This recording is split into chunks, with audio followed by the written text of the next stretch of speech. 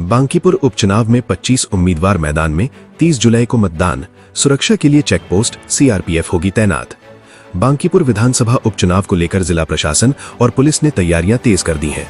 नामांकन वापसी की प्रक्रिया पूरी होने के बाद अब 25 उम्मीदवार चुनाव मैदान में रह गए हैं। मतदान 30 जुलाई को होगा, जबकि मतगणना 3 अगस्त को कराई जाएगी।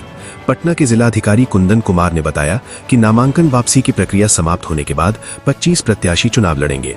उन्होंने कहा कि निर्वाचन आयोग के दिशा निर्देशों के अनुसार मतदान और मतगणना की सभी तैयारियां की जा रही हैं।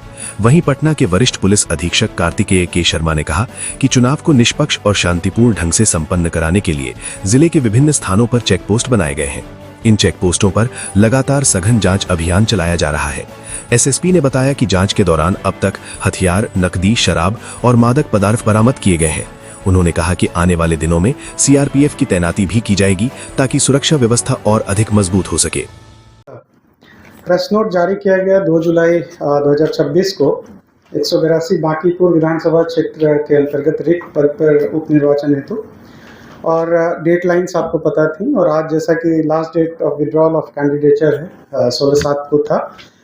डेट ऑफ पोल आप लोगों को पता है 30 तारीख को है, और उसके बाद date of counting of votes 3/8 को है। इसको देखते हुए कुल कैंडिडेट्स जो आज एक विड्रॉल हुआ है, और number of candidate filed nomination जो टोटल नॉमिनेशन हुआ है 40 हुआ है। नंबर ऑफ वैलिडिटली नॉमिनेटेड कैंडिडेट्स 26 हैं। नंबर ऑफ विड्रॉल 1 है। तो आज विड्रॉल जो हुआ उसके बाद कुल जो फाइनल कैंडिडेट्स बचे वो 25 है, जिसके लिए बेसिकली ये प्रेस ब्रीफिंग बुलाई गई है। तो कुल 25 अभी कैंडिडेट बचे हैं। आप सब लोगों की जानकारी में कुल निर्वाचकों जो टोटल इलेक्टर्स हैं उनकी संख्या जो है 3,79,616 है। पुरुष निर्वाचकों की संख्या 2,60,000 है। महिला निर्वाचकों की संख्या 1,79,533 है, और तृतीय लिंग 23 हैं। ठीक है, और यहाँ का लिंगानुपात 895 है। पीडब्ल्यूडी इलेक्टर्स 1024 हैं यहाँ पे। और जैसा कि पूर्व में भी आप लोगों को जानकारी में है कि यहाँ पे डिस्पैच सेंटर और स्ट्रांग रूम जो हम लोग बनाते हैं वो राजकीय कन्या उच्च माध्यमिक विद्यालय बांकीपुर पटना में, और जो काउंटिंग सेंटर और पोल ईवीएम स्ट्रांग रूम जो बनता है वो कला भवन एएन कॉलेज पटना में जो है बन रहा है। ठीक है, अन्य और भी कुछ डिटेल्स हैं जो कि सारा हम लोग आपको दे चुके हैं। आपके नोट में वो आपको मिल जाएगा। जैसे फ्लाइंग स्क्वाड 9 हम लोगों ने लगाए हुए हैं, एसएसटी 18 है, वीएसटी 6, वीवीटी 3 और सेक्टर ऑफिसर्स 42 हैं जो लगातार जो निगरानी कर रहे हैं। अन्य डिटेल्स आपको दिया हुआ है। प्रेक्षक महोदय वगैरह का नाम नंबर भी इसमें दिया हुआ है, ताकि कोई अगर चाहेंगे तो कांटेक्ट कर पाएंगे।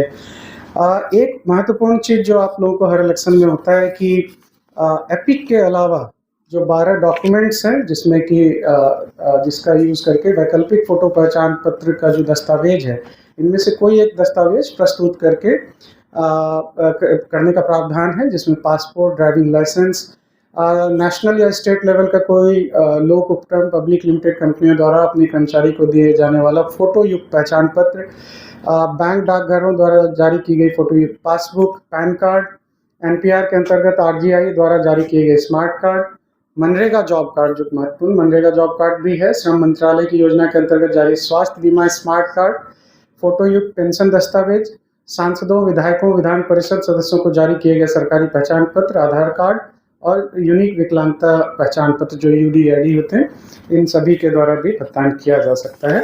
और अन्य सारी भी डिटेल्स इसमें आपको दिए हुए हैं। बहुत बहुत धन्यवाद। मैं एसएसपी साहब से ये बांकीपुर विधानसभा अभी इलेक्शन की तरफ चल रहा है, और इसमें अभी आदर्श आचार संहिता लागू है।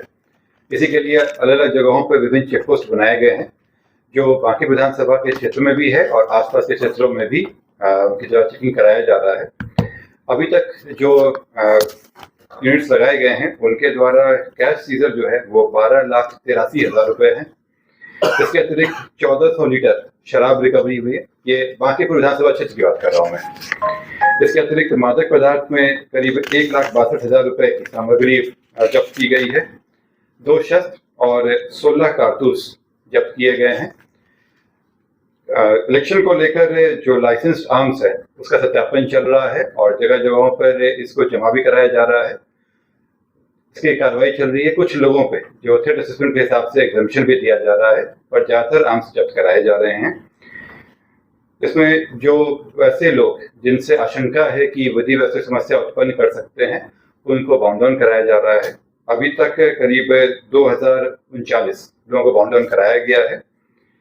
जो वारंट्स हैं जो लगातार कोर्ट से प्राप्त भी हो रहे हैं और एग्जीक्यूट भी कराया जा रहा है, 573 वारंट एग्जीक्यूशन कराया जा चुका है। जैसा सर ने बताया कि 9 एफएसटी हैं और 18 एसएसटी 24 घंटे में चल रहे हैं और ये कार्रवाई और सघन कर दी जाएगी। अब कुछ ही दिनों में हम लोगों को केंद्रीय रिजर्व पुलिस बल भी मिलने वाला है, उसकी डिप्लॉयमेंट कर दी जाएगी और विभिन्न बूथों पर और विभिन्न क्षेत्रों में छापामारी भी किया जाएगा, विधि व्यवस्था संधारण भी किया जाएगा। आप लोगों को अवगत कराना चाहूंगा कि आदर्श आचार संहिता के तहत अगर किसी भी व्यक्ति के द्वारा या समूहों के द्वारा आदर्श आचार संहिता का उल्लंघन किया जाएगा तो उस पर कानूनी कार्रवाई की जाएगी और विधि सम्मत कार्रवाई संभावित है। इसलिए आप लोगों सभी से अपील है कि एमसीसी वायोलेशन पे ध्यान दें और अगर आप लोग रिजर्व में कोई आता है तो जो विभिन्न ऐप्स हैं उसके थ्रू हम लोग को जानकारी भी दें, उस पर हम लोग कार्रवाई करेंगे।